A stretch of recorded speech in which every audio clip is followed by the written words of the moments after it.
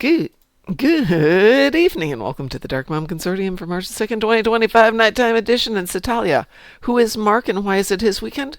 Well, it's Mark. I'm not going to take his weekend away from him. Anyway, Graz is with us in chat tonight. Hi, Graz. Hello. No, I didn't mean to do that. I did not mean to do that. I meant to discard that. So I have some room here to go get more stuff. I wish we had a button that would just let us discard everything easily. What's that? Oh, T6 coupon. No. All right, Yeah, I'll take that if you don't want it. Oh, no. That's okay.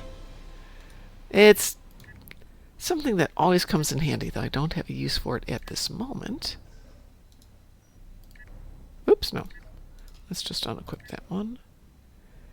Anything else? Yes, you need to be unequipped and unequipped.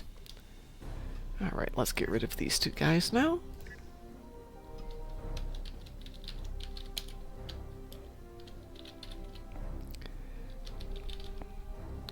Well, that didn't get spelled right. Let's see, maybe that way? Yes, that way. It's one.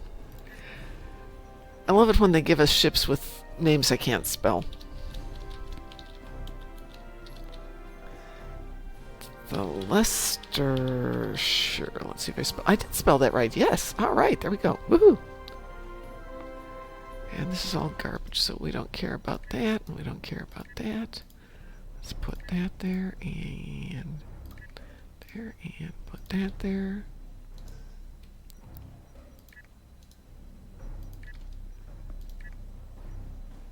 Alright, I got some toys on here.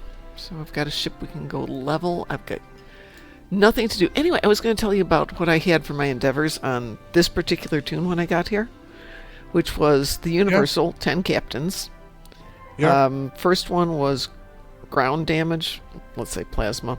Second one was 5 captains, and the third one was more ground damage. Oh. Well. Just find somewhere that on ground that you can get captains. Period. So right? I was experimenting with it, and Borg Battle Royale is the way to get the 10 captains within like 2 minutes, though I believe Lexers was saying that Nimbus is equally fast.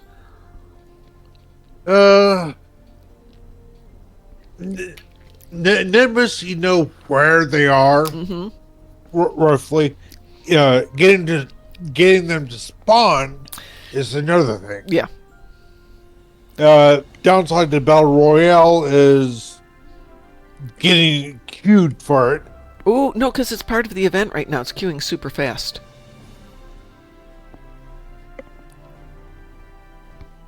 Oh, okay, I stand corrected. Yeah. I was surprised because I okay. didn't know it was part of the new event because it was part of the last event, but they threw it in with the things that they added. Lexers, good morning, Rachel, or good evening, Rachel. Lexers asks, what's worse, ships with names you can't spell or ships you don't know how to pronounce the names? Oh, I can always pronounce the names. It might be wrong, but I can pronounce it.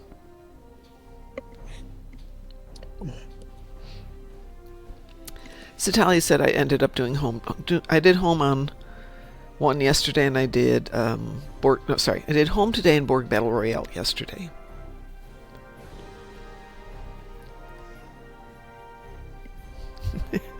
Lexer says on Nimbus, either with the Scorpions or with the Shai Halud. Well played. Doing quote. Yes. Yes, the spice must flow. Yes, it must. I never have to worry about pronunciation since I'm unable to speak anyway. Pronunciations never bother me. Like I said, I'm going to say it. If it's wrong, somebody will correct me, maybe.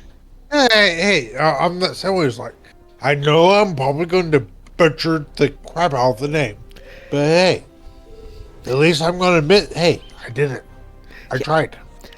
I had quite a few Indian students, Indian from India students, when I was teaching, and they would have very complex names, and I would work on them. I'd leave class for the night, just work on pronunciation.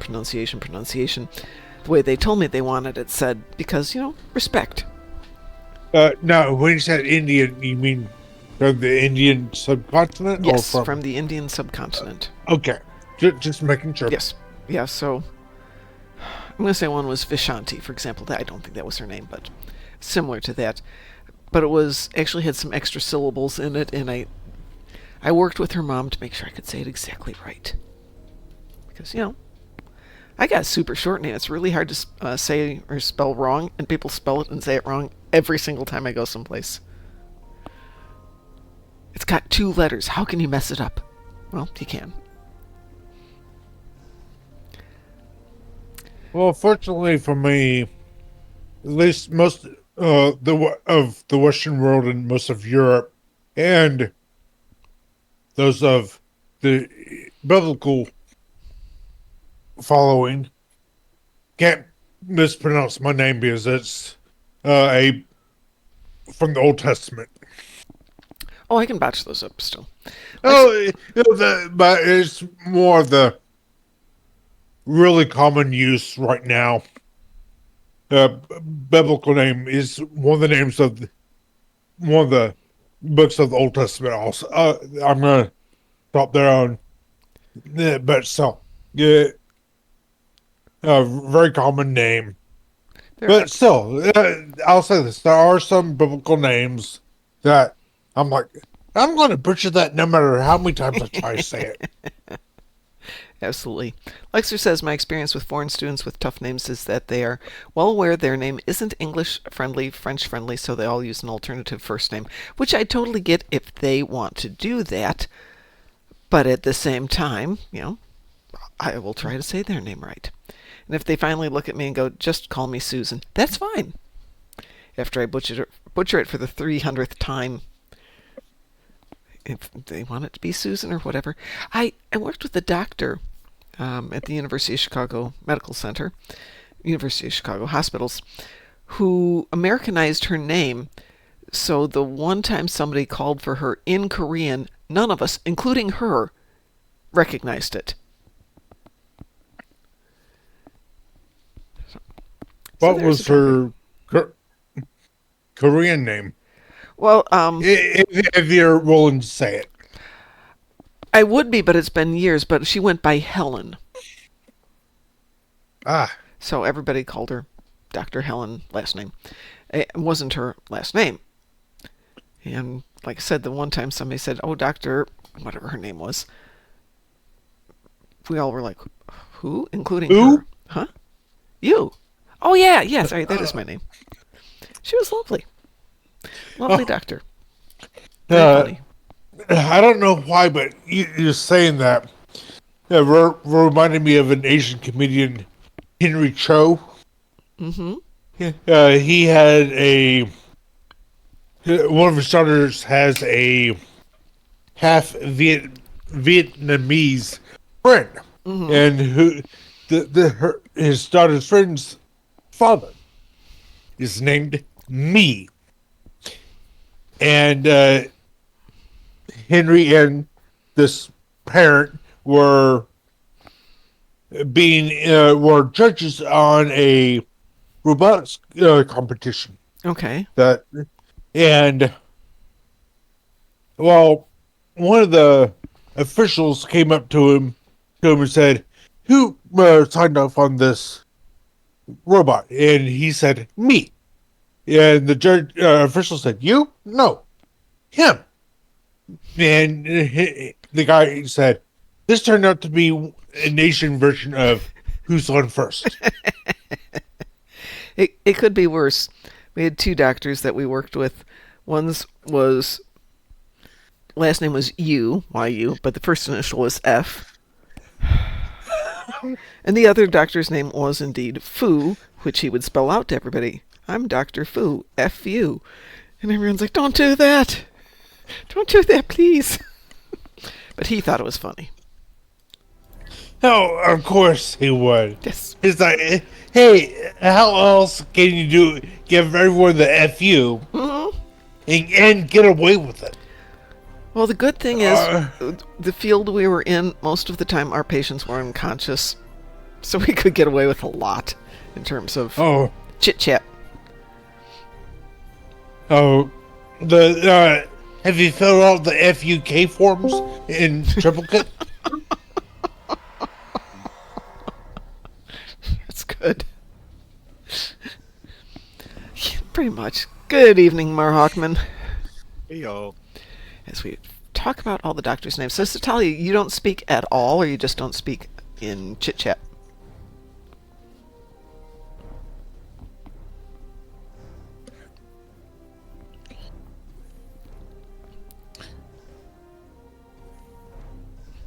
So, Taz showed me something I didn't know existed. So, if you are on Twitch and you're looking at my toon right now, you'll notice that his mouth moves when I'm talking.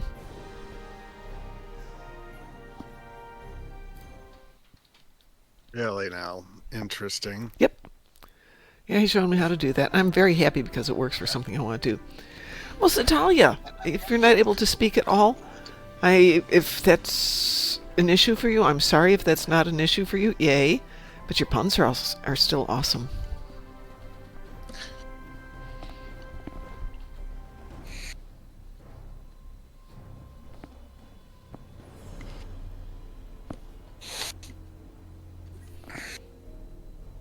But it's interesting, the mic that's connected to my toon also picks up when I inhale, and it thinks that I'm talking, like, or If when I I was exhale. to guess, given the fact that this is a simple open-close motion, it's probably having the lip flap attempt to sync with volume levels and not looking for anything else. Well, it's not just a straight open-close. There is some motion to the upper lip as well. So it's not obviously mimicking the letters I'm saying, but there's more to it than simple open-close motions.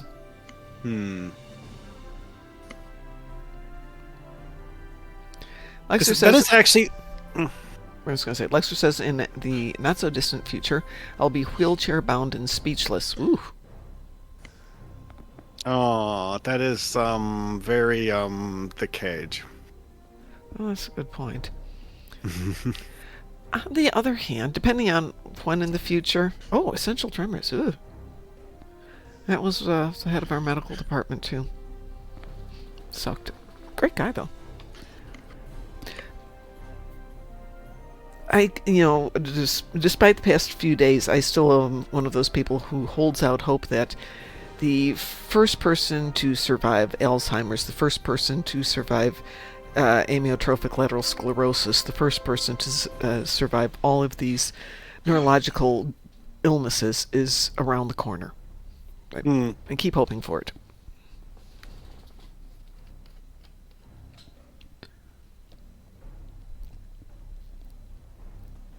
Well, yeah. Yeah. Yep. All right. Anybody want to join me for a patrol? Sure. I actually haven't finished mastery on this thing I'm flying. That's why we're doing a patrol. Sure, I guess I'll join in for a patrol. Are you on Slarg? Yeah. Hold on. You're Klingon. I can't team you because we can't team for patrols cross faction. I see. I didn't actually pay attention to... Well, okay, you're on a Jem'Hadar. I can't tell. That's true. You can't tell from this Jem'Hadar.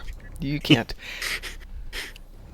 Graz, I think I sent you an invitation. I did. You did. Okay. Well, Lexers, I hold out hope.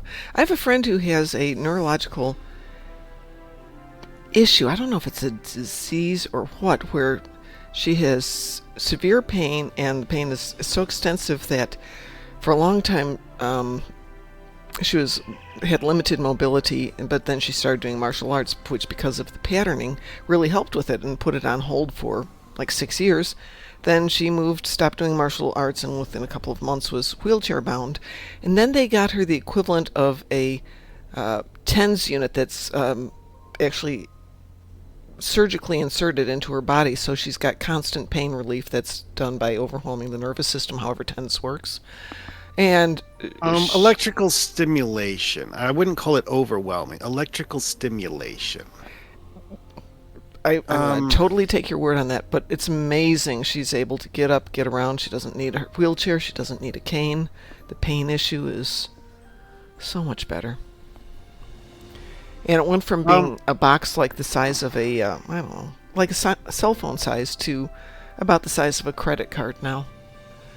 I used to go to a neurologist because they were trying to figure out if TENS would help my muscle spasm issues I sometimes have with my back, which apparently didn't actually help all that much. But whatever. Actually, what turned out to help most was stretching exercises. Interesting. The simplest, most boring method of attempting to treat it, but, you know. It does happen. But anyway, though, that their explanation for what they were trying to accomplish with the TENS was they put the little things stuck to your skin, and it tingles your nervous system just enough that it will cause the nerves to send signals back and forth. And in my case, the reason they were doing this is because I was having the muscles in my back just kind of like tense up, and it was actually throwing my back out of alignment due to it not being symmetrical and weird stuff like that. And it also causing a significant amount of back pain as a result. That I can imagine, yeah. Does anybody else want to join us?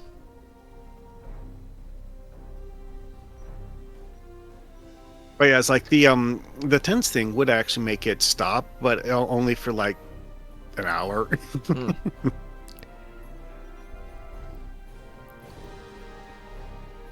Well, as I said, I'm happy that they keep coming up with more and more things that they hadn't thought of and trying to make it work for people. Lexers is trolling the VOD war. Satalia, are you up for some patrols?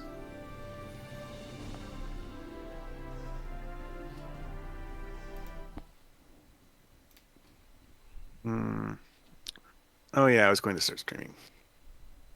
Almost forgot that part.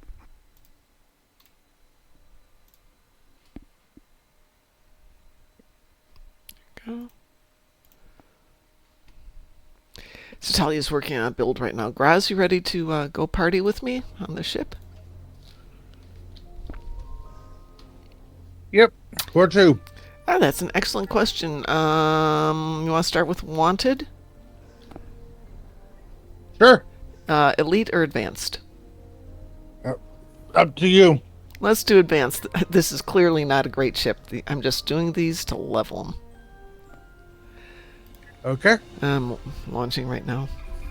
We had an issue with it not wanting us to use Elite this morning when we were doing this. So we had to disband the party and restart it a couple of times before we got it to actually start.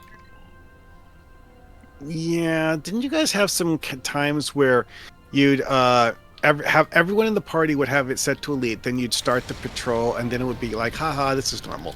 Right. That's exactly what happened. So Taz has suggested when this happens again, disband the party, everybody set to Elite, reband the party, and see what happens. And it worked. But it's a maybe short-time fix. It solved the problem this time. Yeah, it solved the problem this time. We'll take that. All right, well, that was easy. Looks like our fight got them to notice us. Let's go over and ask if their thaws might come out of hiding. Keep concentrating fire on individual ships. Separate them and whittle down their numbers. Oh, did you see that thing that Counselor Sana was talking about on social media about people attempting to figure out what all of those Aetherian words mean? No, not really. Because when did she post it? It's one of those wrinkles in the Axiom story that I didn't think about the first time. Then after having played it a few times, I'm like, wait a second. No one who is an Aetherian character in the game actually has a proper name. They're all position and title descriptions, not names. Yeah, but that's not uncommon in some cultures. Right. Especially But in military. the case of the Aetherians, it's a major plot point that their version of assimilation destroys your personal concept of identity. It's like that's one of the things that Granddad Bex tells Hugh in that cutscene is that I am Granddad Bex. I cannot be separated from them because I am a part of them. You cannot save me from the Aetherians. I have been chosen by the glow or whatever the heck he called it. And it's just one of those things you're like, huh. So what exactly do those names mean then, if they're not personal names that are instead more akin to titles? I have no idea. Well, that's what that discussion people were having with Suna was focusing on. Was there a consensus? No. Oh, okay. See, what I saw from Suna was Suna going like, yes, this is a fascinating topic that people have started to talk about. And then several people replied with their personal perspectives on it. But Suna didn't actually, say what the, shall we say, correct interpretation was supposed to be. Just, mentioned that people were talking about it. Yeah, some of you seem to have chosen a new career path as an extraterrestrial linguist. Your attempts at translating Iconian texts have captured all our interests. Are you joining this new movement? Any tidbits or guesses you might want to share with a very curious counselor? That's what I'm seeing, and I'm not going into the responses that she's got there. Yep, exactly.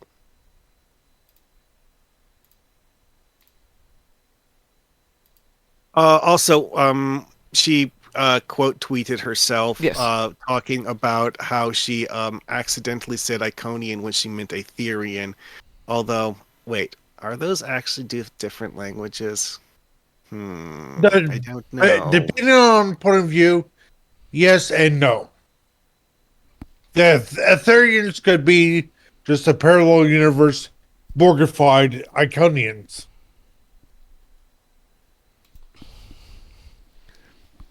Actually, one of the things that we know about them is that the Aetherians genuinely are not actually Iconians. We do know that part. They're heralds. Okay. They're not Iconians. They're heralds.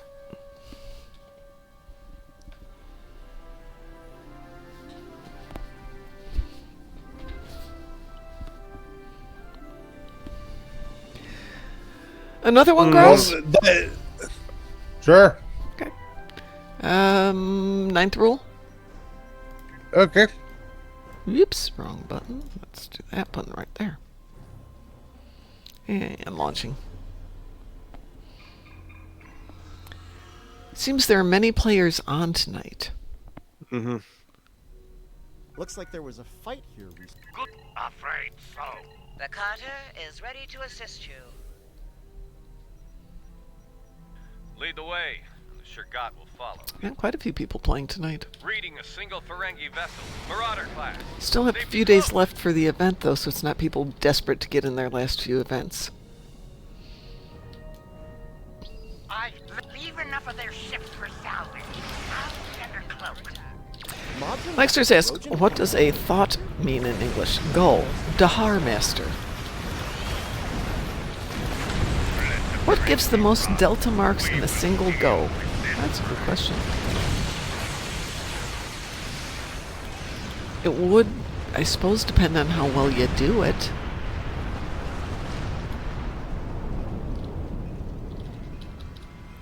Well, there's the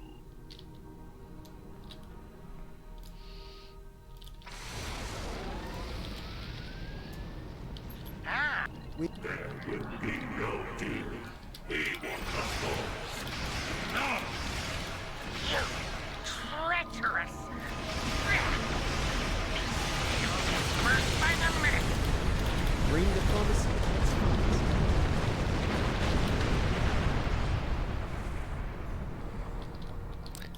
The nerd!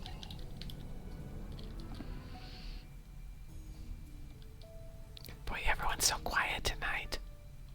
thinking. Let's see, Kabbalah is great for getting elite marks, but not so great for normal marks. Thoughts? Satalia says, thoughts are the brains of the group. But Tish. I mean, I best guess, although this could be skewed by the fact that one of the PlayStation games used it this way, is that thought is the Breen equivalent of captain. Oh, it is, yeah. But I mean, does it have a direct translation? Does it have a meaning? Yeah. A more precise translation than that, yeah, I can't really say for sure. I mean, I suppose captain has an actual translation to something other than it's a rank. Well, in the U.S. military, captain has multiple meanings. Which yes, are? in some cases it is an actual rank, but it's also a job title. Right. I mean, being the captain of a ship in a modern U.S. Navy vessel. Yeah, you could be a lieutenant rank, but a captain of a ship. You're right. right. And also with some vessels, you might actually have the person who's the commander of the vessel actually have a higher rank than captain. Although that's exceptionally rare. But in all those cases, it's not the meaning of the name. That's still just a title or a rank. That's very rare for that, because the captain rank in the Navy is actually equivalent to a colonel. Anything higher, higher than that, you're actually. It has to be an admiral leading a fleet personally from the front lines. Yeah, anything higher than anything higher than 06, you're getting into flag rank. Like I said, admirals. Like literally every single flag rank in the U.S. Navy is an admiral. So captain does not exist with a meaning. It's strictly a description of a person of a certain rank or a certain function that they have. Unlike, let's say, a name like Richard or Robert or something like that, which has a meaning depending on the language it comes from. Mm-hmm. So captain, and most modern military titles actually, come from the ancient French. Captain literally meant one wearing the capine, a hat. Okay, yeah, that's the go. thing that people forget about military pomp and circumstance is that old school militaries used uniforms so that the soldiers on the battlefield would know who they were looking at. Oh, yeah. By the way, Graz, that leveled that ship. Okay. Next in line, let's see what we got here. We're getting there. Tamir Alliance Raiders next.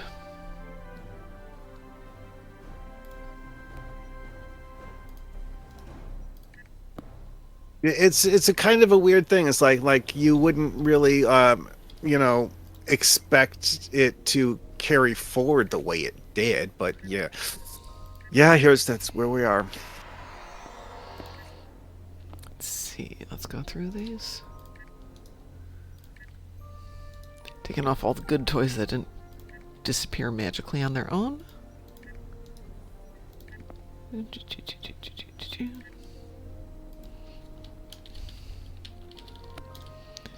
Wow, that ship was named the Thamru.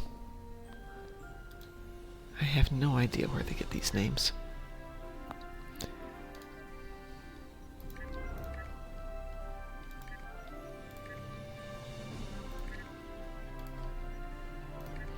All right. What next?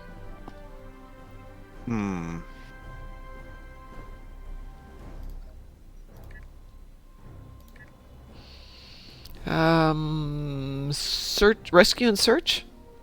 Sure. Rescue and search. Lieutenant comes from lieutenant, meaning someone acting in lieu of someone else. Ah, so lieutenant colonel, lieutenant general. Very cool. Well, I mean, it's a big military tradition. The whole idea of being a higher ranking officer's right hand man. Like, Yeah. I am the person who is taking care of things while the general is otherwise occupied elsewhere. Now, here's a question for you. Why is a lieutenant general higher ranking than a major general? Oh, I have no clue. I actually read about that someplace, but I have no idea. I don't remember it. I don't remember the logic behind Major General, but Lieutenant General is because of the fact that the general covering the entire, army or whatever is the top guy. And Lieutenant General is his right-hand man who... and Major General, I don't remember the logic of that. The logic behind it is the name of the rank was originally Sergeant Major General. Yeah, that's exactly what Lexer's just posted, too. You guys are good. I mean, I know military history stuff because I'm a retired army guy, so, So, what rank is a short bird? Or those ships won't make it. Shortbird? Yeah. Yeah. You're asking the wrong person if you're asking me. Okay, what's a full bird rank? Full bird is a East 06 colonel. Right. The lieutenant colonel doesn't actually have a bird symbol for the rank insignia, though, in the army. I know, but think about it. He's still technically speaking a colonel rank, but he's not a full bird, thus short bird. Yeah, I've heard people use that word, but That's one less rift to worry about. let's just say that most of the people I've talked to don't like calling it that. Okay. That Well, doesn't surprise me. the reason I remember is I remember reading it in Heinlein's Starship Troopers. Oh, yeah. Yeah, the people who wrote some of the Starship Troopers books actually had a serious understanding of There was more than one military Starship Trooper book? Yes. Yeah, the Starship Troopers actually was a book. Yeah, I know. I've got it. I didn't know there was more than that. Well, I mean, there's a movie, but that's different. yeah, no. Well, there's actually a series of movies. Yeah, I know that. I'm not. Trust me, the book is a billion times better. It's completely different. I'll put it to you this way: the sci-fi genre of the book and the movie is not the same thing. Yep. Well, actually, Heinlein, being from Indiana, actually from just around here, used his science fiction much like Roddenberry did, but as a way to talk about politics and social organizations. And so, social hierarchy. And Starship Troopers is one of his bigger comments, not that I necessarily agree with it, but on social structure, the need for the military, the not need for the military. He was an interesting author. But I grew up on Heinlein. Actually, Lexers, it's not a gold leaf; it's a bronze leaf. That's another one. A lot of people will be like, "Wait a second, why is the lieutenant colonel the gold, or why isn't the lieutenant colonel the gold leaf and major the silver leaf?" Well, that's because major is actually brass or bronze. A lot of the lower ranking ones are gold, while the silver ones are the higher ranking ones. Again, though, it's there's a reason why it's called the military brass, because a lot of them actually used to have rank insignias that were made out of brass.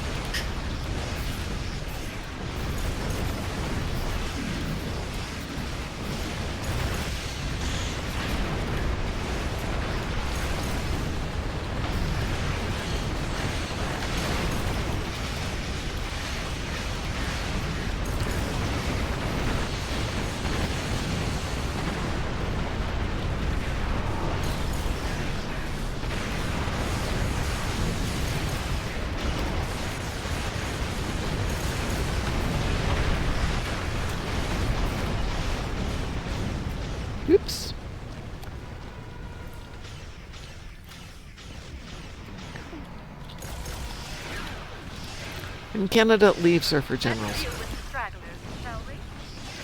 Oh yeah, the different militaries having different shapes of yeah. rank insignia. Yeah, that's a big deal.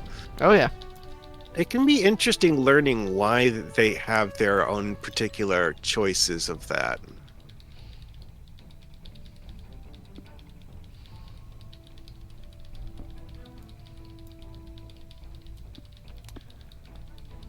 Granted, a lot of them are actually because this person decided he wanted to do it that way. Yeah. And the actual reason why it's important is because of the reason why people had for doing it according to the system that guy proposed. Good evening, Mr. Dave. How are you doing? A lot of things in the U.S. are very interesting, and they got done the way they got done because somebody wanted it done that way. So, Mar Hawkman, you being an American-type person, Graz, who's on the $50 bill? Grant. Mm-hmm. Who's on the $5 bill? Lincoln. Okay. Do you know why they're there? Lincoln was the 16th president during the Civil War. Yes. Grant was 2 presidents later, I believe. Yes, but that's not why they're on. True, but he was also one of the major generals during the American Civil War. You're close, but you're not quite there. The reason Grant's on the 50 is because he was running for president, and he thought if he got his face on the $50 bill, it would be basically better public relations. Lincoln's on the 5, it's kind of all, hey, we'll put you on the 5. And people weren't thinking, how many people have 50s in that era? How many people have 5s? Which face is going to get out there more? Yeah. A bit of a miscalculation on Grant's part. Yeah. And then there's the logic of how to choose the person to put on the $1 bill. Well, but also that's kind of the reason why they've got rid of the $500,000 and $10,000 bill. Yeah. Here in the U.S. It's like, on average, what's the highest denomination that the average Joe or Jane Doe, John Doe is going to have? Usually, on average, it's going to be the $100 bill. Yeah, because of the fact that your average person is not going to actually use cash for any amount of anything above $100, you're usually going to either write a check or some sort of a digital funds transfer. You're not going to pay cash for like $10,000 items usually. Keep in mind when they got rid of it, the average person's going to use a check. I'm not writing a check for that amount. Yeah. But your point is correct. Yeah. Yeah. Now on cash, if they were going to use cash, it was probably going to be like maybe $200-$300, and that's going to easily be done with a couple, several 50s or a couple of hundreds. Well, right now, a cash transaction in excess of like $9,900 some dollars requires special paperwork to be filled out for the IRS to make sure that you're not doing not money laundering, but basically finding ways to not pay taxes on income.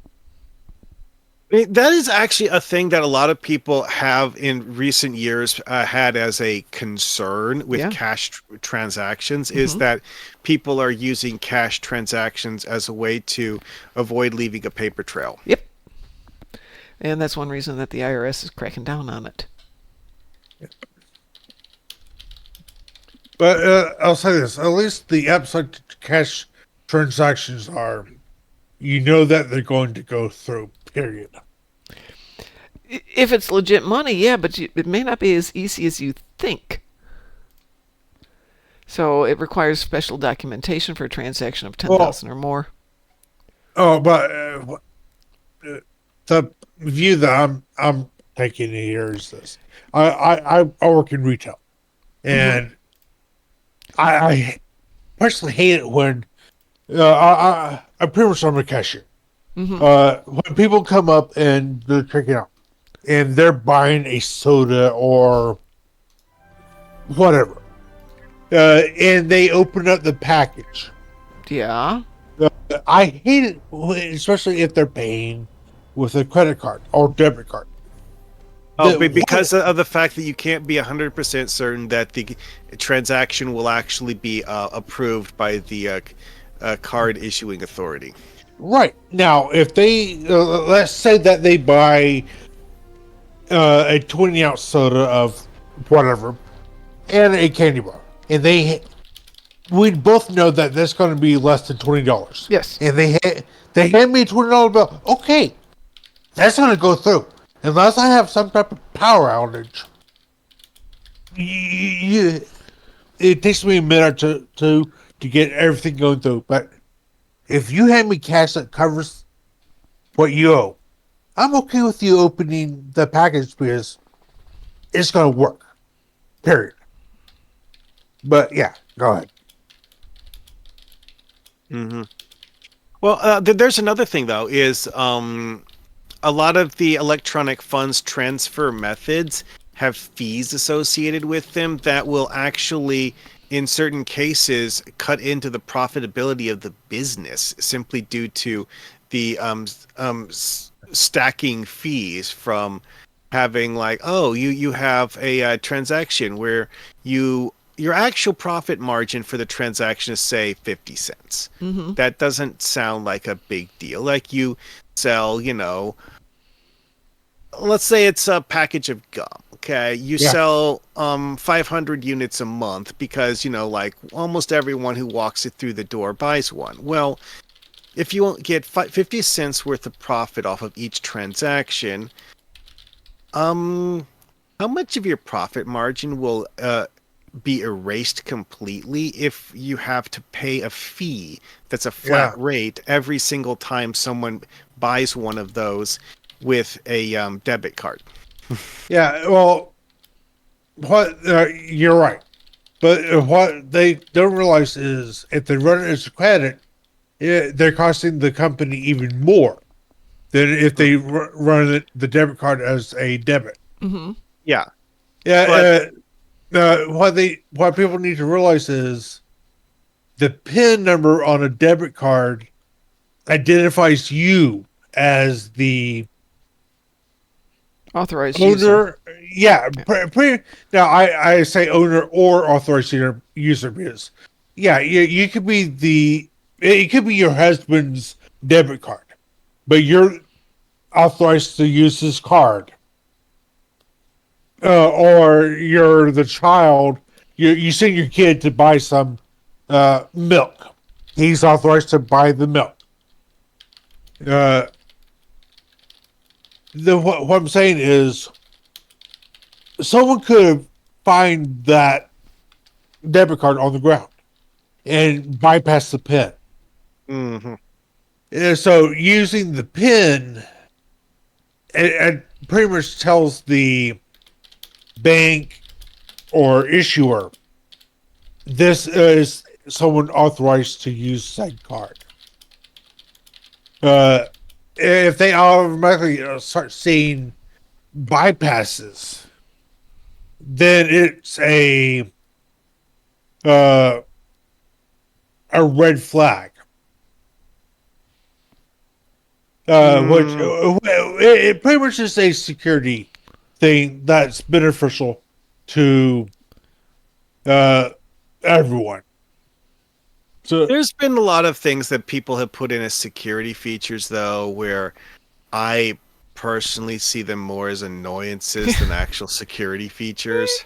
Sometimes that works. Annoyances can be security features.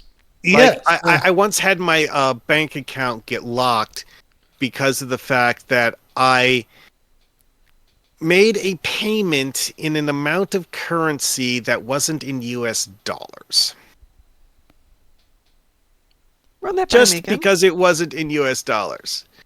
And it was just because my bank were being, shall we say, overly protective. Okay, no, I'm going to say I wish they had done that because somebody got hold of my debit card number and was doing some purchasing out of Japan. And my bank didn't catch it. I wish they had because it took me about a month to get resolved. they did everything by the book. They temporarily credited me back for it, blah, blah, blah, blah, blah. But in the meantime, all I know is that my debit card number is out there. Somebody got it.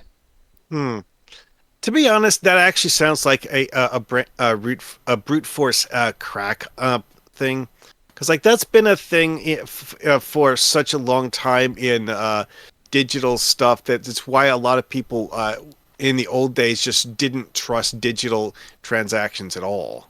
Yeah, weirdly enough, this is a card I almost never use. And that's why it was just okay. Yeah, I guess somebody got hold of it, but I don't know how. Because I don't use it very often, except at the bank. Well, that's the thing with the brute force cracking thing is that it doesn't actually care. It's just a person throwing in random numbers to see if one of the random numbers happens to actually work. Yeah, but they would have had to figure out the card number first because it's not on anything. I had just gotten the card. That's why. So pretty much the 16 or so digit numbers and the three digit security thing on the back of the card. Right. They'd need those two to get anything, and generally you'd need the pin on top of that. But obviously, yeah, you can't brute force it. No, not necessarily the pin if you're doing digital stuff. Yes, Depends. Some of the digital fund transfer things really don't actually care about the pin at all. They don't care about your pin, but a lot of times they require you to set up well, of course, if they set up a secure account with them, it'll come back to them, it won't come back to me. Okay, good point. Good point. Alexa says, annoying security features typically are intended as virtue signaling and not genuine security concerns.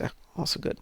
Taxis are awful for harvesting credit cards. Oh, thank you, Lexers. I did not know that. Yeah. See, because like one thing that I had a chat with the people at my bank about is like, why didn't you guys call me to ask me if this was fraudulent before locking my card? Yeah, there is that. Not all taxis then are again, that. No, not all taxis are. Yeah. But then again, there's the bank that calls you to say there's been a fraudulent charge at Amazon for an iPhone for $1,500, and do you want to cancel it? Yeah, those are the ones you have to worry about. And yeah, there's the ones where the hey, are you sure that this was you thing is actually the fraud? And exactly, yeah, that's exactly what I mean. So generally they'll call up, and I won't go into why you know it's a fraud from the beginning, but you know it's a fraud from the beginning, and it's like, oh yeah, no, that's fine, that's mine. Oh, well, are you sure? Yeah. And it just ruins their day. But it's fun. It's always hilarious having one of those where they are attempting to impersonate a bank employee and just kind of can't pretend to be a bank employee. Sure. Yeah. Not my current bank, but my previous bank back in Chicago was a local bank. And my company did business with them, and I was so impressed that I switched all my personal accounts to that bank because they were fantastic. And they're long gone. They got bought out because they were so good. But there would be days when there would be a fraud issue, and they'd call you up. And, because you know the bank president, because he's the guy who greets you at the door all the time. It's a very personal bank. And they'd call you up and say, hey, yeah, there's a fraud thing here. And I'm like, yeah, just stick Peter on the phone and we can talk. Who's Peter? Peter, big guy, sits over in that desk there. Can I talk to him? Good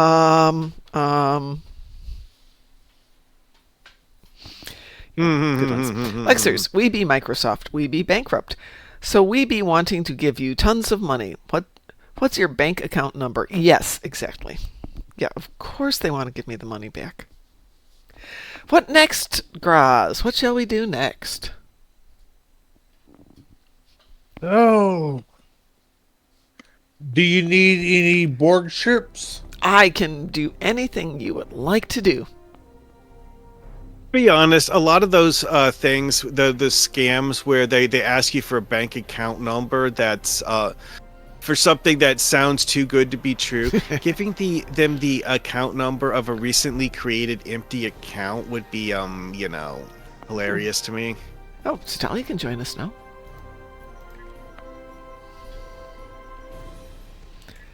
actually have some really old accounts. That might be interesting.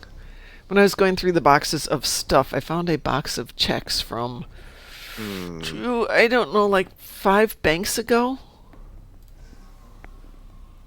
Now, if I say a 219, do you know what I'm talking about? No, I have no idea. 219 is abbreviation for a BS, which is bullshit.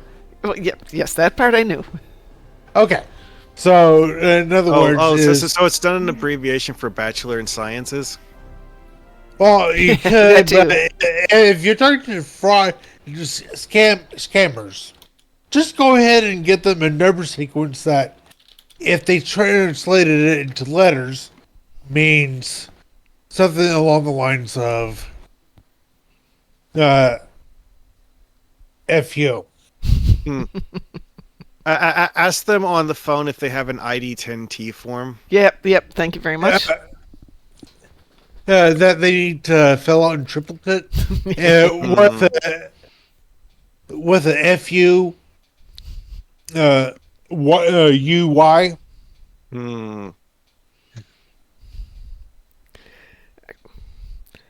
A lot of times they're smart enough to figure out. Sometimes so. Sometimes they are not smart. The guys that Pierogi gets sometimes are not smart.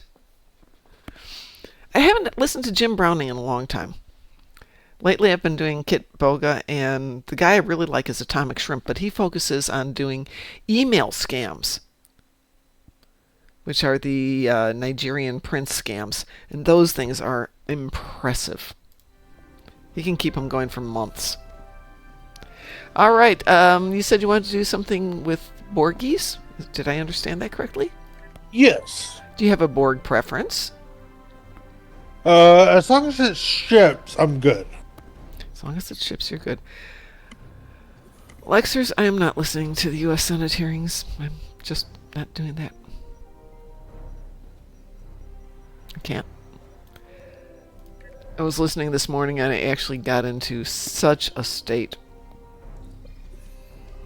Oh, yeah, some of that stuff has been kind of like what is wrong with people. Yeah.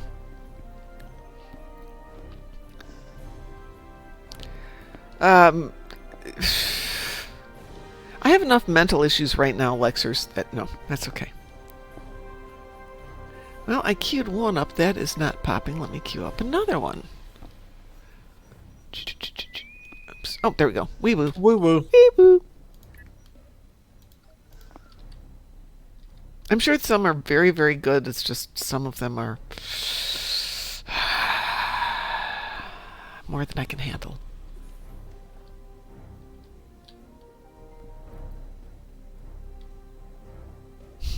We've had plenty of questionable candidates of late, but yours takes the cake.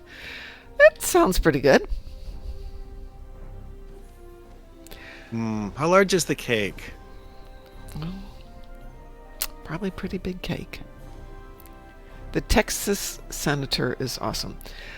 Citalia needs to do 2 Iconian TFOs and defeat 30 Undine ships in the battle zone. Perfect. We can do some stuff then. Okay. If this ever launches.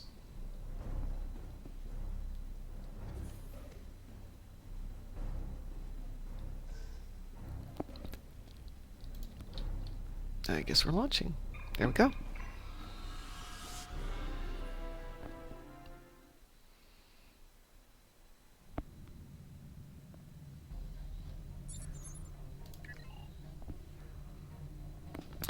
Let's see what we've got for Iconians.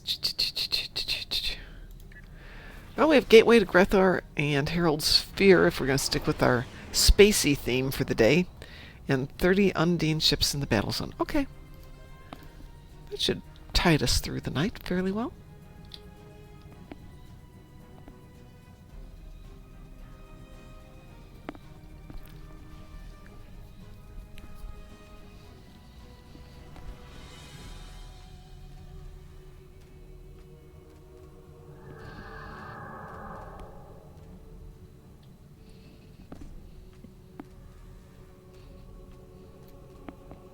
Yeah, because one things I learned about digital security back when I was, doing that sort of stuff professionally is that one of the key things with modern computer security as a feature is actually simply making it so that the number of digits you have to guess right to make a brute force cracking attempt work is astronomical to the point of, yes, it's theoretically possible, but it'd take you like 5 years to actually get it one. Which, I mean, people still apparently actually manage to pull it off. It's just, not quick or easy. Yeah. And to make it worthwhile, quick and easy has to be key, because if you don't know what you're going to get out of the account, if you spend 3 hours trying to figure out how to crack an account and it's got $7 left in it, that's your advantage. Well, see, here's the thing. You're assuming that people are actually doing it personally. Oh, no, they're not doing it personally. The reality is they're brute force cracking like that is not a person at a keyboard typing in things in sequence. They have a computer program doing the whole thing for them. They set up the program, leave it to run, and hope when they come back 10 hours later that it actually accomplished something. But again, it still comes down to if it takes you 10 hours to get through and find something, there's basically no money in there.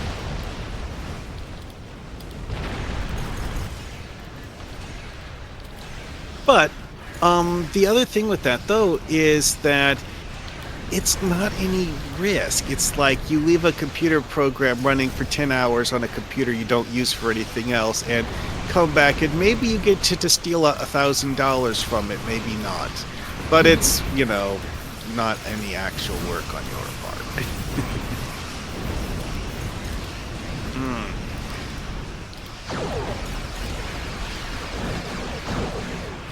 Anyway, though, that's a big deal with that style of security, is that the actual main threat that people are genuinely trying to guard against isn't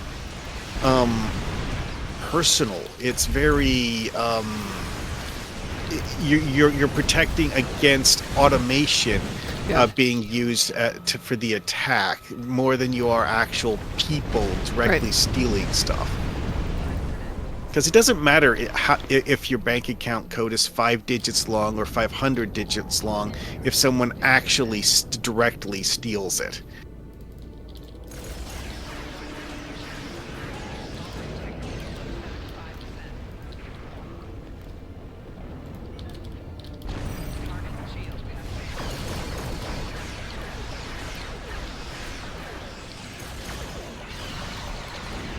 Your efforts are futile. Destroy this vessel, and I will We had a cybersecurity training program at my last job, which was not lightweight, but fairly lightweight. After the first 3-hour session, it was just a 10-minute thing once a week. And most of them were pretty obvious if you're paying attention and you're not getting panicky.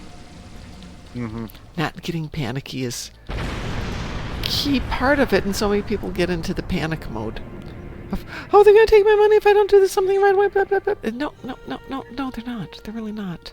Well, see, you remember in What Lies Beneath how one of the passwords that you have to find in order to unlock a door is actually just a chunk of the computer program's code. But that fits with that thing I was saying earlier, and part of why I like that joke so much is that it's a genuine thing in cybersecurity that if you're just using computer programs to handle all that stuff, it really doesn't matter how many digits a password is if you're actually having a computer program enter the password for you. Yeah, absolutely.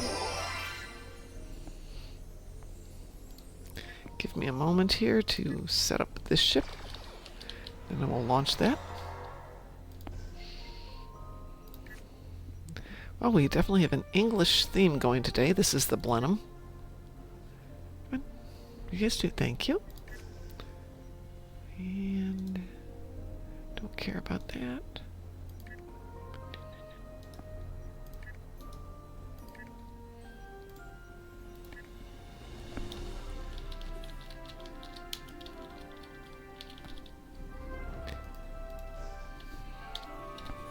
Go.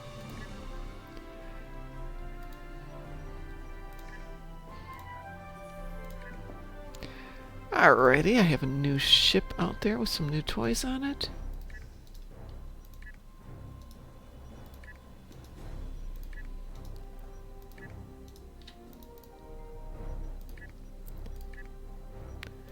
So we are going to start... No, I did not. I will see it this time around. Satalia, we are going to launch to start out Gateway to Grethor. The first of the Iconians for you, Satalia. And I will look at your ship this time. There's so much pew-pew going on, I can't see things.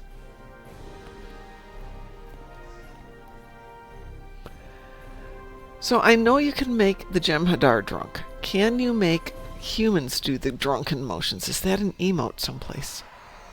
No. Well, the drunken motions actually them suffering from kitchen cell. Right, right. But I have a reason to be asking. That's why I'm asking. actually, hang on a second. It is possible for a human character to use the Ketracel White item. Yeah, but will that do this to them? I don't remember exactly what it does. I know it drops their run speed by like 50%. I know it causes your character to act like they're in pain or something, but I don't remember the specific details. That's right. The 23rd century Drozana drink will do something to them. Oh, that's a different animation, I think. It is. It's a completely different one, but it's still a kind of drunken effect. Which drink is that? The cocktail thingy that you have to make is a security or a quest objective. Oh, the one that we have to give to Cassidy? Yeah. Okay, I had those on one of my tunes. Wonder if I still do.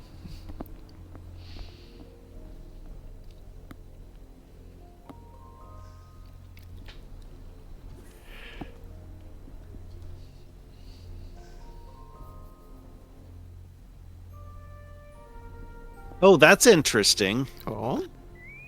You know how the psionic crystal device will explode during cutscenes? Well, I just found out that the cutscene that triggers where Hugh is talking about how the Ethereans are evil and stuff, and Borg and what have you. Mm-hmm.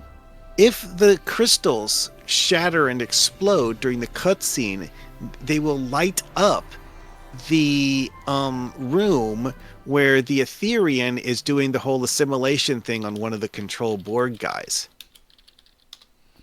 Which I thought was... Okay. There's that cutscene where one of the Ethereans is taking a Control Borg and assimilating them to turn them into another Etherean. Okay. If you have those crystal prisms explode during that cutscene, they will light up the room where the Etherean is doing that.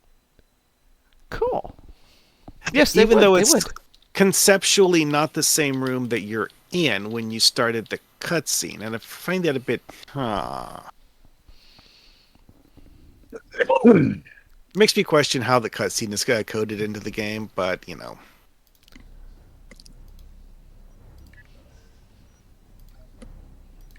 Also, it's weird hearing my bridge officers walking around. Most maps don't have footstep sounds for your bridge officers like this one does. Psionic aura is what? Is that a trait? Is that it? The invasion of Kronos has begun. Oh, but I we have no. will not fall. Their ground troops use gateways to Psionic Command R is a lockbox kit module. Okay. transporting to the combat zones. It will make red flames shoot out of your eyeballs. Pink, but yeah, something like that. Reddish pink.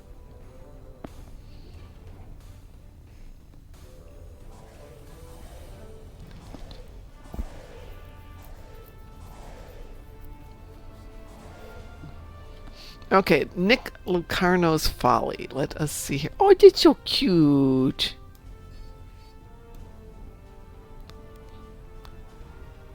Look, it's Italia's little toy here. It's so darling. Pink and green.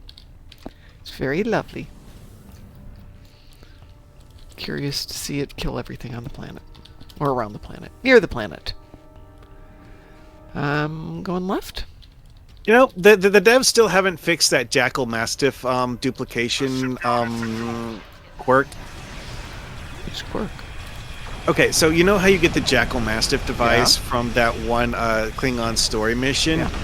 Well, on most of my characters, I give it to my Doctor Bridge Officer because of the fact that, you know, your bridge officers will spam those as often as they can simply because they exist. Mm-hmm.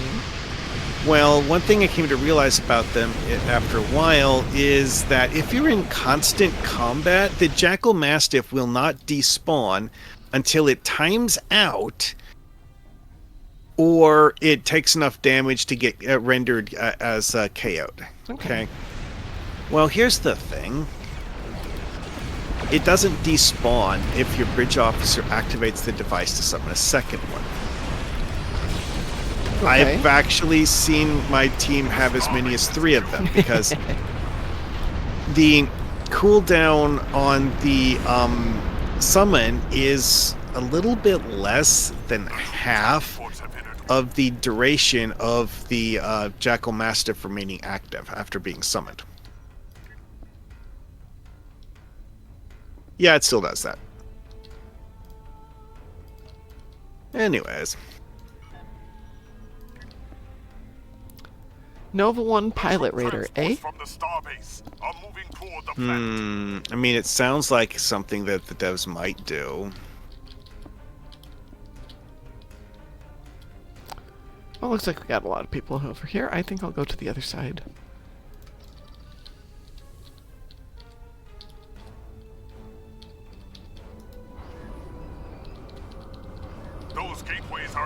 You know, the cutscenes in this mission, when you have an 8-foot-tall Gorn, get a little weird. Yeah, they do. What about 8-foot Gorn? The cutscenes get weird. It's really great, though, if you have 2 people you're doing with a friend, and one of you is short and one of you is tall, and basically you're looking at the Gorn's stomach. Yeah. Or worse.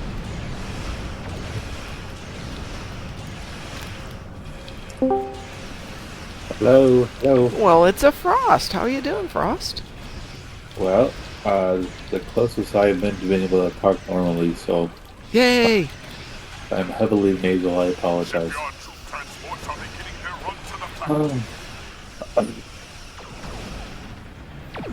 Yes, this is one day after surgery, and I'm largely communicative. You said you're largely pain-free?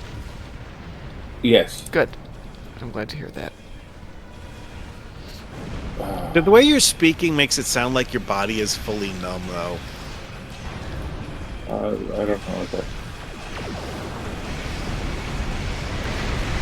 I had 26 pieces of aluminum and nickel removed from my sinus. Always fun. I How big of didn't pieces know. were they? Just like small pieces? Yeah, they were Okay. microscopic stuff.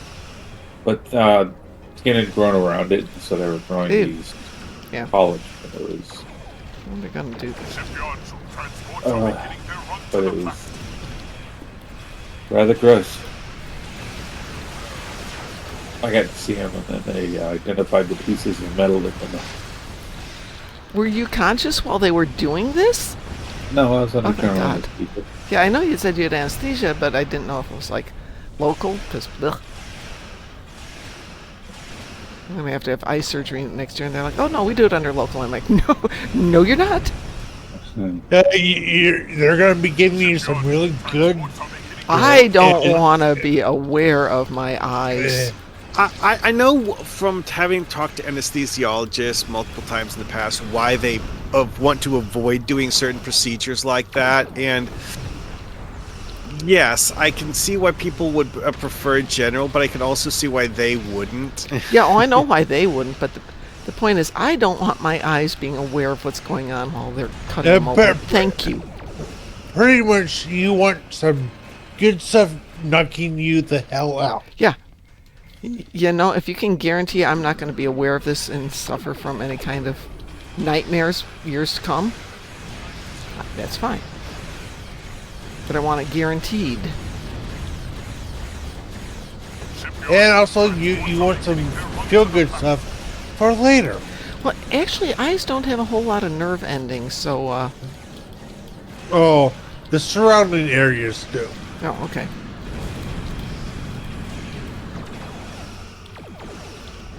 Yeah, I never had any eye surgeries, but I've had a few family members that have. Yeah. And, yeah, my brother hates the gum Juicy Fruit. Due to, the experience.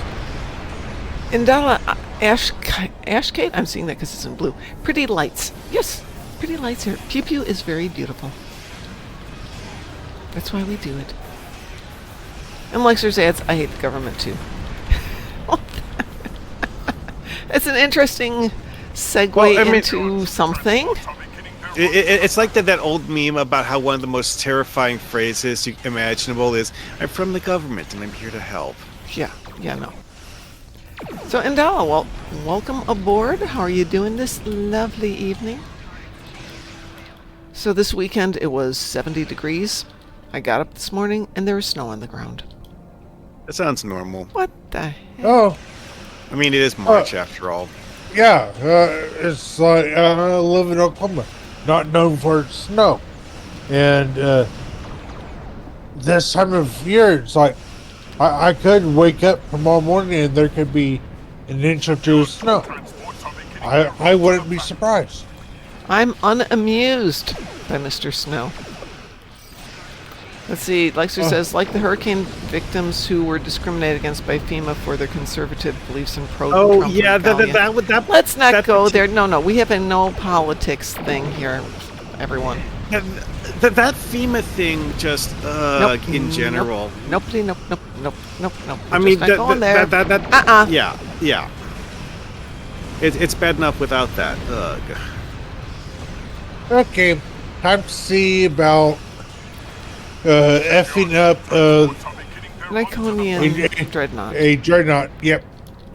See if we can get over there before it spawns. There it is. You know, it occurs to me that I haven't had an opportunity to test what the Etherean ships count as for any Endeavor purposes. Oh, that's a good question. There's not enough Etherean ships in anything to throw them into the Endeavors, but I do hope they update the Endeavors soon. Here we go. Oh, right over my head. Well, that was a short day for Mr. Dreadnought. What ship are we talking about again? Exactly. Oh, that debris that we're talking about. Yeah, the debris that warped in.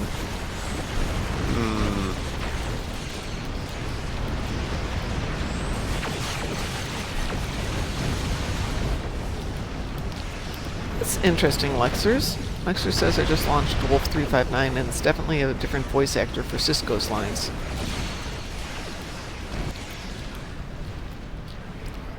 I wonder why.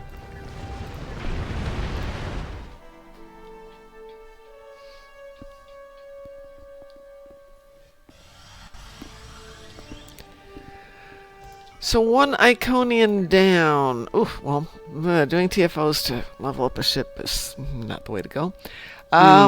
If anyone would like to join us, Italia has 30 Undine ships in the battle zone.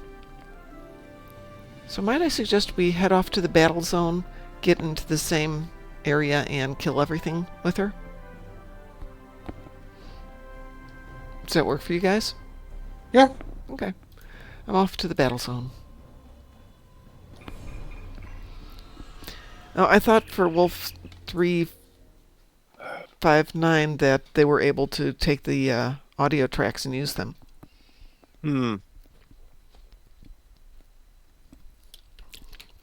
Can't imagine that he would have had it written into his contract where they couldn't do that.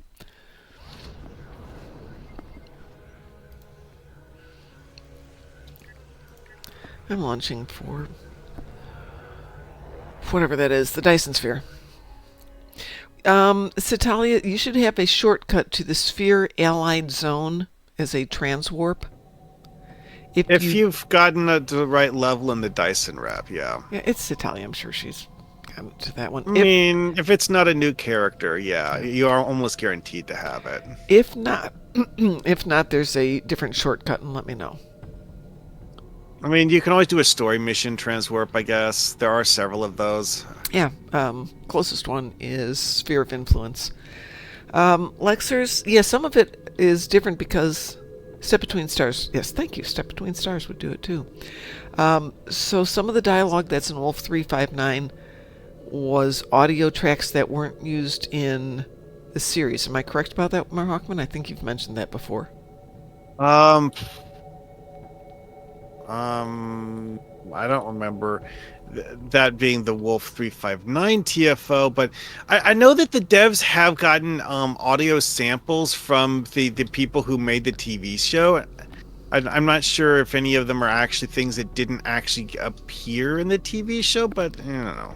Once you're here, Citalia, take the Space Battle Zone contact and go to Space Undine Battle Zone.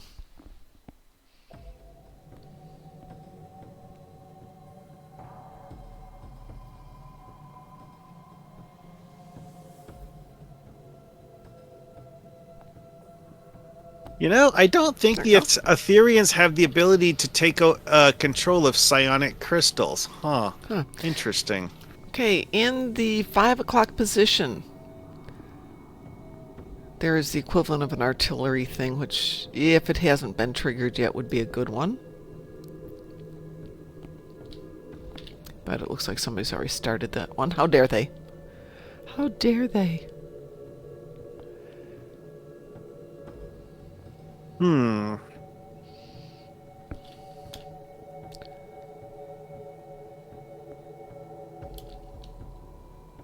Yes, it does look like somebody started that one. Gosh darn it. Oh, wow. I did pick up a lot of food items this time. Oh, everybody's going over here, too. Well, fine. Fine. Oh, it's crowded here.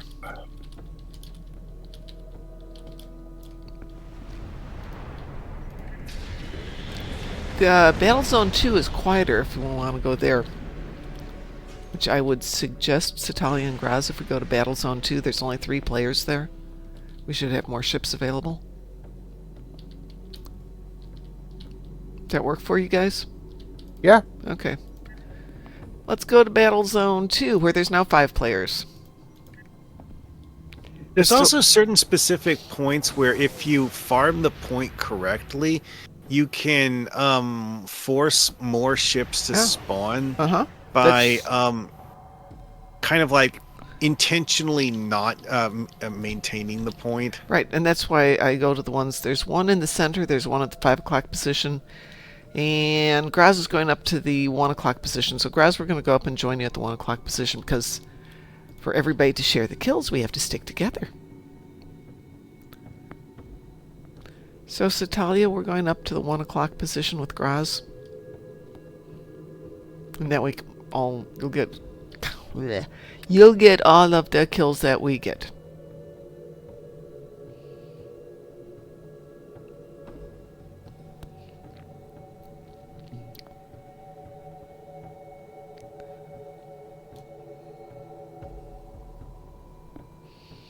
Graz, wait for Citalia to get close enough, otherwise she won't get these. Sure. Okay. I'm just taking the damage and shrinking it off.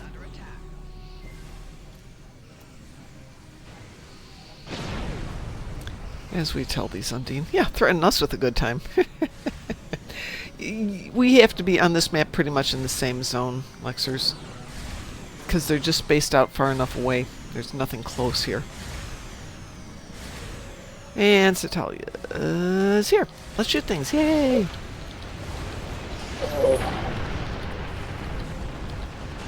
That didn't sound good for us. Okay. Well, I can't really, I can't sneeze. I can't really. Oh yeah. Yeah. No, sneezing would be terrible. On the Klingon weaponry, don't advance it. Just leave it alone, because that'll keep forcing it to drop more ships.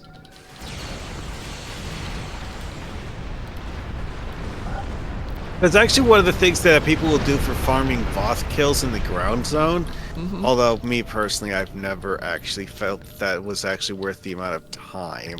You have to wait so freaking long for them to respawn on the ground map that it's on the artillery sites, it's pretty good, because there's usually 4 to 5 at each of the artillery stations, and you can kill all of them and just walk your way around the map, then come back and kill them again.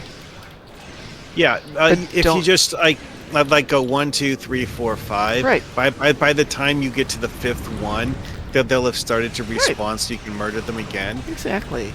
But completing the point will actually still give you the same number of guys, even so I just complete the point and then. Well, I complete it when I'm sure I've got enough to get it, but every now and then I'll start it, think, okay, I can handle this on my own if nobody bothers me, and somebody gets pesky and comes in there and starts killing them for me.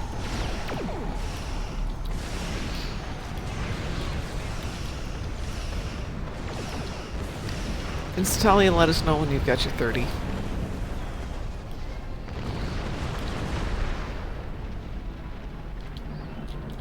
Satalia's got her 30. Well, if you'd like the dilithium, we can finish this off here on this one particular one. Little dill, and then we will go launch one of the other ones. We've got Herald Sphere, or we wait for Gateway to come through the cooldown.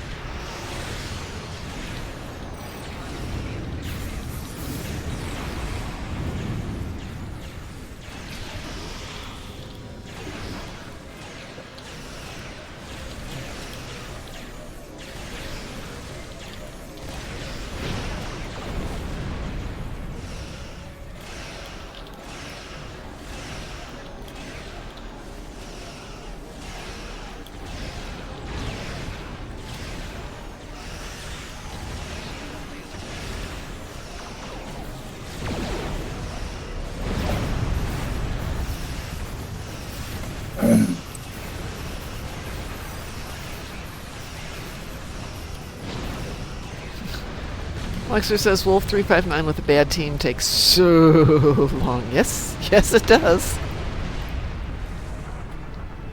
Guillotine with a bad team takes so long.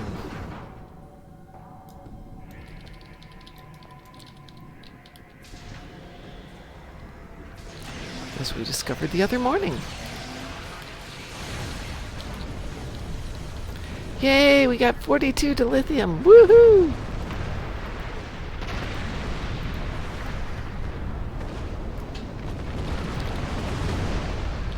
Alright, let's get out of here, and do we want to do Herald Sphere? Or do we want to wait for Gateway to cool down? It's up to the person needing it. Well, it's Satalia. Satalia, do you want to do Herald Sphere? Or do you want to wait for Gateway to cool down?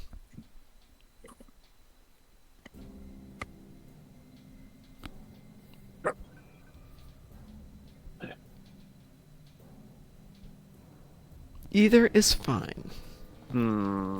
Let's see what we've got for the cooldown on Gateway.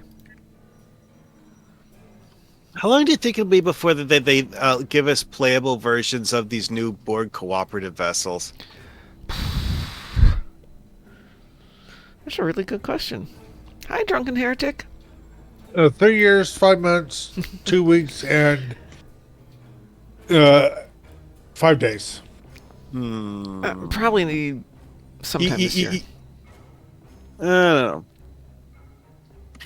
I mean, it just feels like the sort of thing that they could throw in as an event reward. Because, like, like summer event, hey, here's a liberated Borg scout ship or something, Because, like, part of the devs' explanation for why they decided they didn't want to throw in the original Borg ships that they had at launch was A, low resolution textures, but B, the fact that they intentionally made them so that they didn't have a visible front and back. But these new ones are, they don't have don't have the same kind of symmetry. Which is also their logic behind why they actually gave us the Borg Type 3 all those years ago, even though it was the only one like it at the time.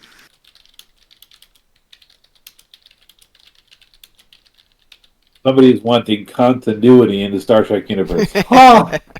No. You should be shamed for that. Yeah, we don't do that here. But you're allowed to go. You just can't take my leg with you. Is that a child or a cat? I'm pretty sure it's a cat. Yeah, okay. I mean, that just sounds like a cat thing to do. Well, we have 15 minutes left on Gateway, so how about I know you prefer spacey pew pew grass, so Herald Sphere? Okay. Okie doke. Anybody else want to join us for Herald Sphere? I mean, I just finished Axiom from I don't know how many time I've played it, so I could join you, I guess. That would be great. Who are you on? Still on Slarg. Okay, then we will have to go private, which is fine. Also, on normal difficulty, murdering all of the ships in the entire mission only was enough for approximately half the progress from 4 to 5. And Drunken Heretic.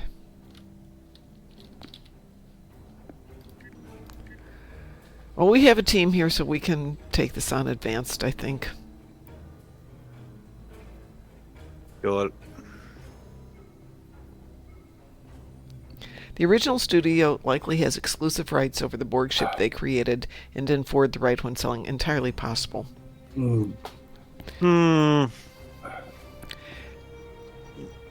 Which ship are you talking about? I mean, like the cube or the probe thing that they have in Stowe, or something from the TV show? Things from the TV show, and from the TV show, especially earlier stuff, believe it or not, has patents and copyrights on the actual ships. It's really interesting. It's a weird thing in a lot of these fictional circles where when you let me interrupt for a quick second. This is a private queue, so it's not going to wee woo. It's just going to launch it when it's ready. Okay, go ahead. A lot of the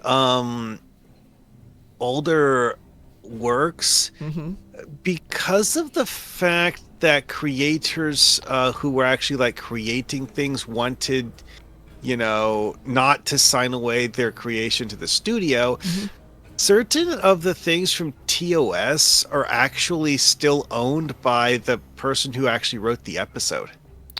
Yeah, as may be, I know a lot of the equipment and ship designs they went through the process of getting a patent on them till they discovered that a copyright would work almost as well and not cost $10,000 a shot.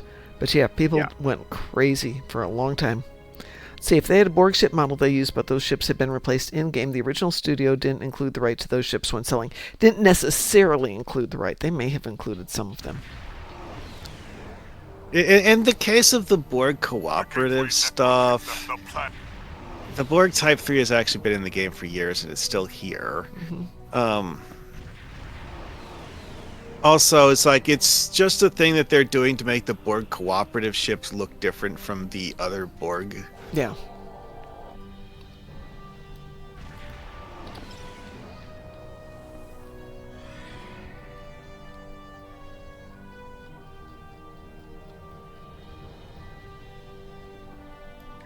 Herald forces inbound. Herald forces inbound. Man the potato cannons.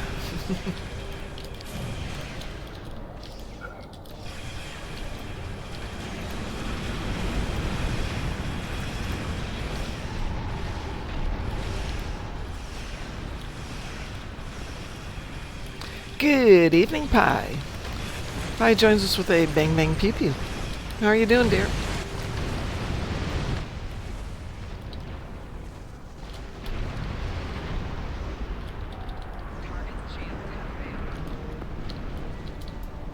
That was easy. Ah. The heralds are destroyed. Get to a gateway and enter the sphere.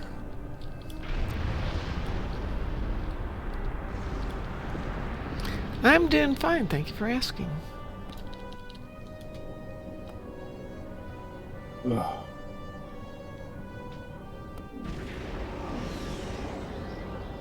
Priority clearance recognition, Alpha 1. Lexers, thank you all so much for the sub. 17 months, my goodness. Awesome. That was interesting. Stop the herald forces before they reach the gateways. Gateway opening at 5 o'clock. Gateway opening at 5 I'm going to be o'clock. so ineffective here, it's going to be impressive.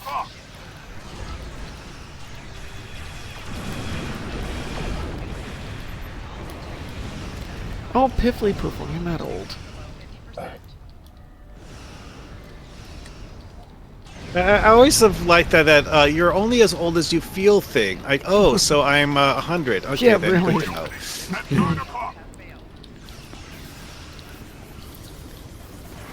So I royally screwed up my leg and knee at class on Monday, and it's much better today, but yeah, it's in the... If I'm as old as I feel, then definitely in the 100 range today.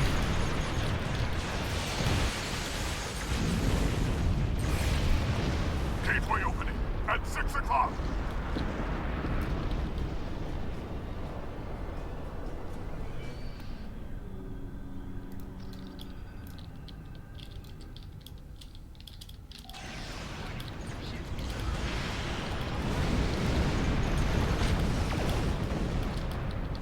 Gateway opening at 7 o'clock.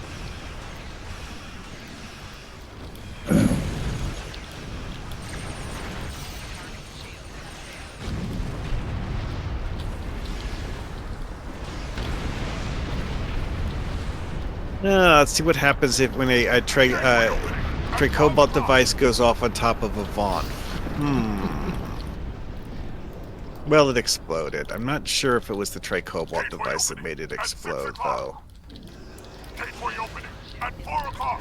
Lexer says, I remember an old French saying, you're young as long as you look forward in life. You get old the day you look behind you to contemplate. Gateway opening at 7 o'clock. I don't know. Very contemplation. What's the word for contemplation? Like Contemplative. Contemplative. Thank you. I knew there was a word for it. I just couldn't say it.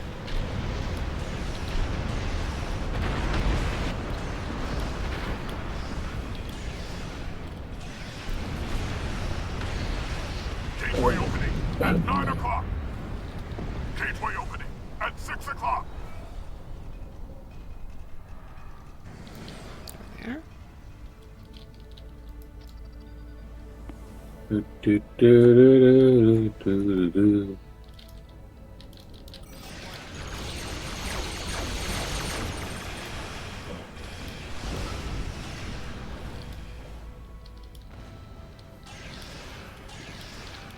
opening at 3 o'clock. Oh, we've got an ad coming up. How exciting. Yay.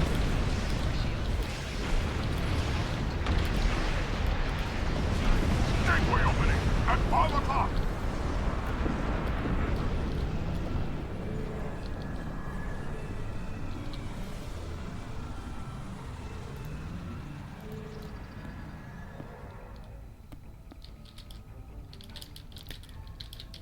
I was listening to a YouTube channel yesterday, trying to catch up on some things I've missed over the last month.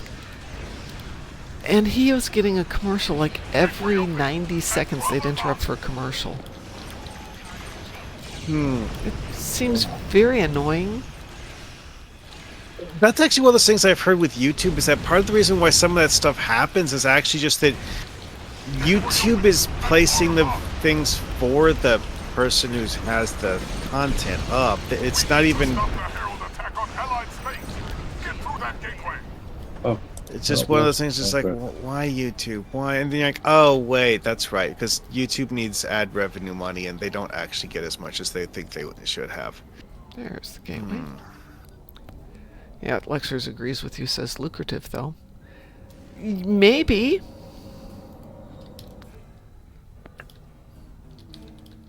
I say that because, you know, now I'm less likely to want to go back, and much as I enjoy the show, I don't necessarily as a content creator of getting like 300 views on a video that's like 30 cents real money, it's kind of not like.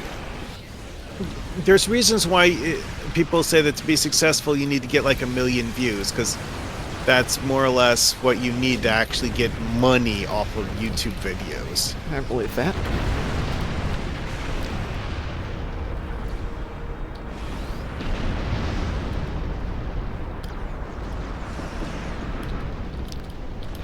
Ads used to be 20 cents per view for streaming service.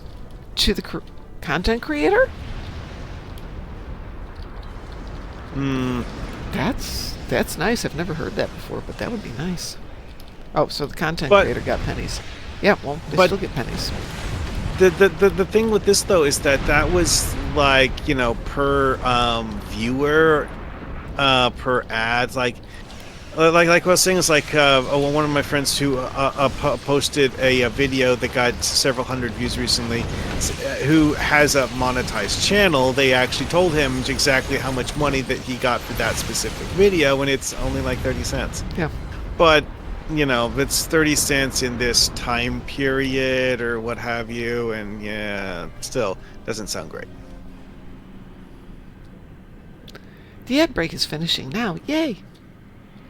Oh, wait, I just realized I phrased that wrong. 30 pence, not cents. Pence. Because he lives in Yield, England. Close enough to the same. Yeah.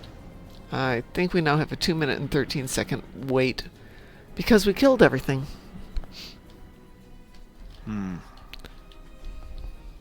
I'll just sit here at the gateway so when it finally goes, we can just run in there and kill everything again.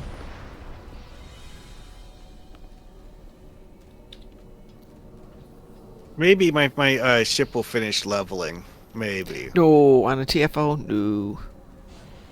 I mean, I only had the like 45% of the progress bar from 4 to 5 left before I'm done. Okay, we've done a TFO and the Herald Sphere. Oh, sorry, the Undine Sphere. And I went from 0 to 0.7. Also remember that people got ad revenue on their highlights on Twitch. That is also going away, as they have to migrate to YouTube. Lovely.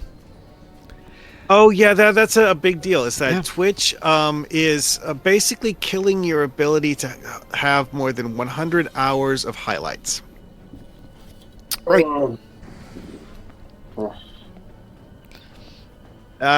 They gave people like a 2-month notice to convert their stuff, but yeah, gonna take a while for me to go through all of the stuff that I have uploaded, but hey, you know. I had a streamer friend that had to move 7,000 hours of highlights to YouTube. Yeah, I just posted everything to YouTube the same night, so it's already there. In my case, I only stream a few hours a week, but I've racked up over 300 hours of stuff on Twitch to migrate. It's Drunken Heretic. Greetings. 4, 3, 2, 1. Energy levels in the sphere are rising. Yay, for once I'll get in there before everything's dead. You'll get in there just fast enough to watch it explode. No, I'm in. I'm going to actually shoot at it this time. Yes, I got to shoot it once. Probably kill me, but... Yeah, hey, eat Tricobalt device, Yaden.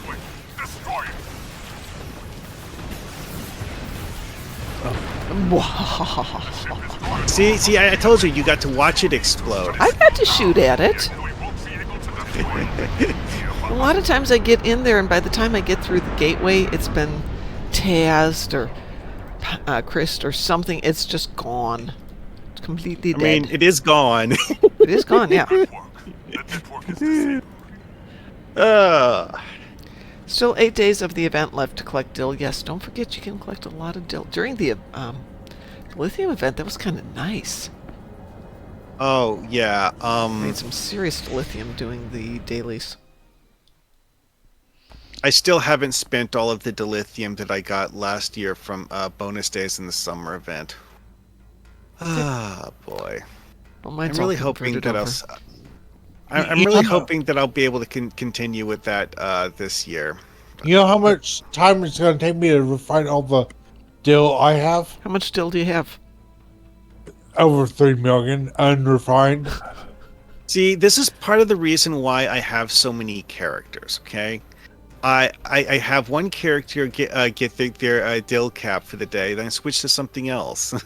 Well, yeah, I get that, but the goal isn't a bad one. Part of it is doing the event campaign, and I continue doing the event on my main character because he's the one that's all geared out. And yeah, it's like I get all the 14 days I need to do for the event, and then there's 6 or 7 extra days. That 6 or 7 extra days is extra dill that gives you what? Another 20, 30,000 extra dill. It caps out at 50 per day. But still, I claimed when I finished, I claimed it on another character, but still, I'm doing another. You've got enough there to refine that's going to take you just over a year to get that all done. And the thing is, this if I'm able to not collect any more dill, which is almost impossible. Oh, my pleasure, Satalia. Again, it's part of the reason why I have so many characters. I made a point years ago that I don't want to rack up multiple thousands of backlogged dill that I can't refine on any character, so I just don't, Which, yes, that does mean that I had to go to the time and effort of making it so that every single one of my characters is capable of hanging in an elite TFO on ground, at least. Let me interrupt. If you are in the Starfleet Strike Group Armada, the dip ships need some fleet marks on the dilithium mine special project upgrades, like another 700. They need 3,000 on the K-13 special projects. Just trying to give you guys ways to burn your fleet marks. The upgrade spire's done. And that's done. So yeah, if you've got marks that you want to burn, there's a couple good places to do that.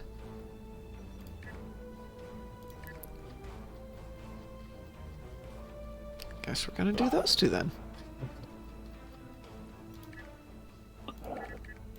And I just put 2 on in the Starbase regular projects that require some fleet marks, like 500 each. So, have fun. Fun. Allegedly. Anyway. Shall we do one more, and then I'm going to call it a night? Oh yeah, what was my progress on ship mastery? Yeah, how did you do on that? Yes. I think I got like 5% of the bar. Oh, yeah, I didn't even get that on that one. But we can't do patrols because you're Klingon, but we can do another TFO. Anyone have a taste for anything?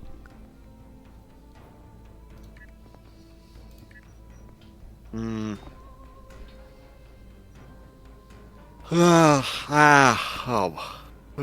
enthusiasm. I know, right? Still very. I am medicated. I'm not going to be that. No worries. I didn't think you were quite there today. I was actually thinking you had fallen asleep, but I guess I was wrong. At least once. How about I pick one and we do that one? Does that work for everyone? Okay. What? That doesn't... Yeah, there we go. There we go. I has picked one.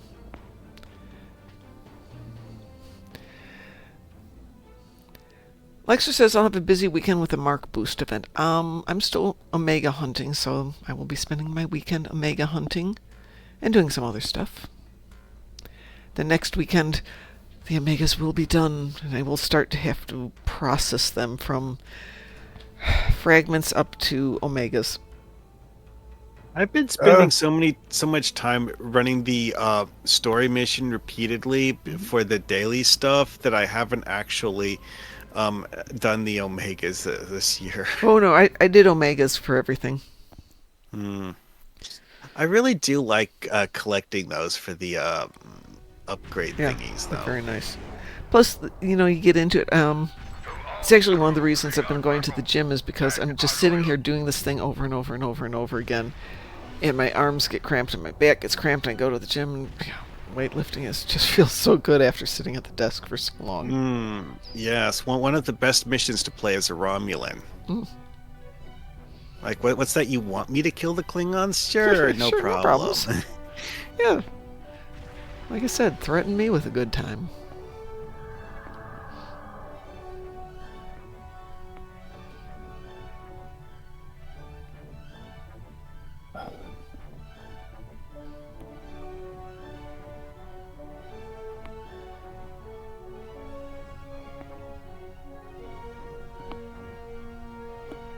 Go to Shipyard Alpha. Destroy the Mokai vessels before they can power up.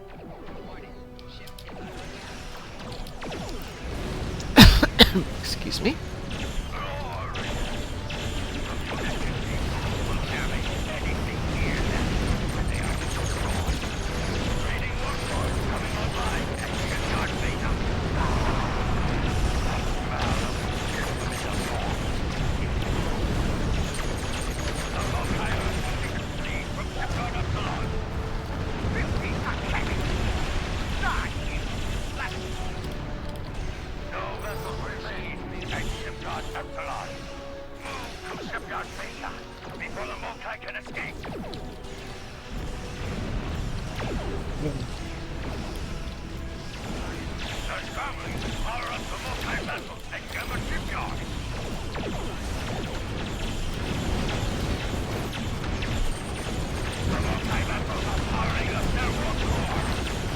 I'm heading over to Delta.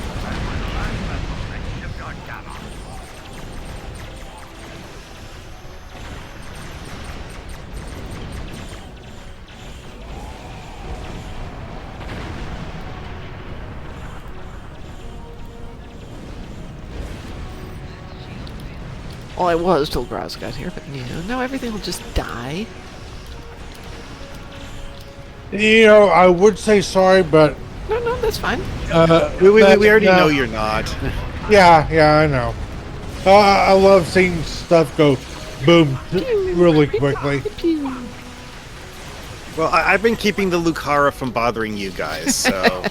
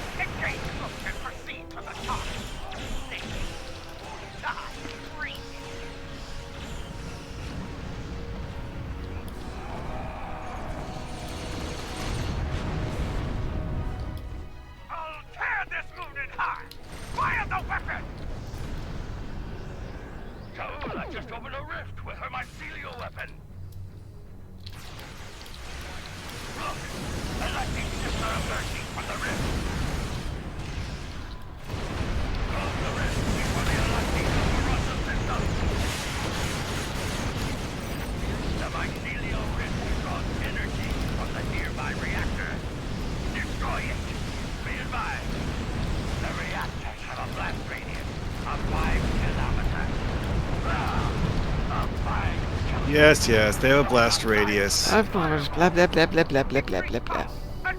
They have a blast radius, but their DPS sucks, so I don't care. You have done well. Jaula has targeted a spot near a reactor station.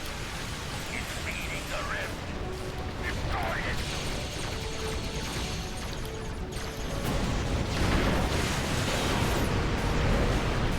The rift has been sealed.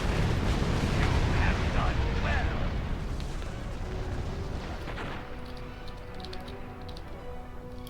It will work this time. It must work.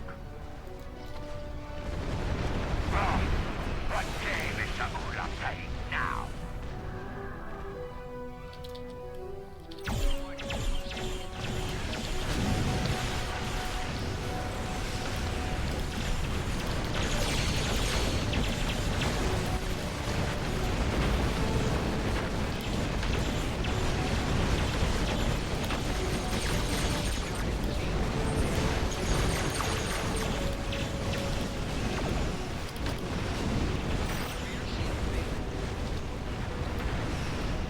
Quasabo.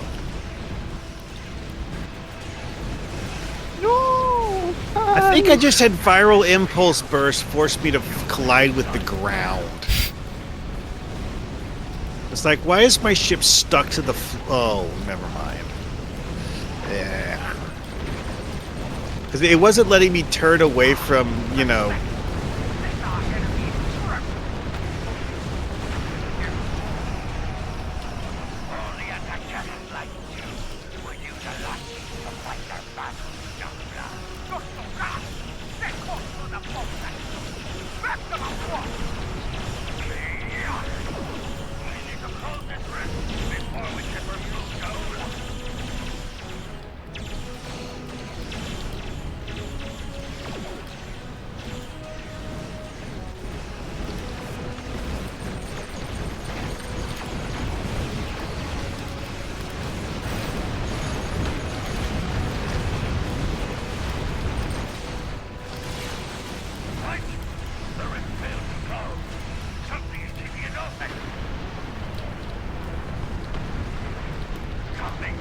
It looks exploded.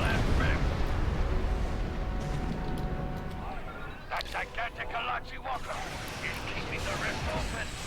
Destroy it. You know what occurs to me that the Yog Blast drops from the sky, not out of the actual location. Yeah, I thought about that too. But it didn't even land before it was doing the no.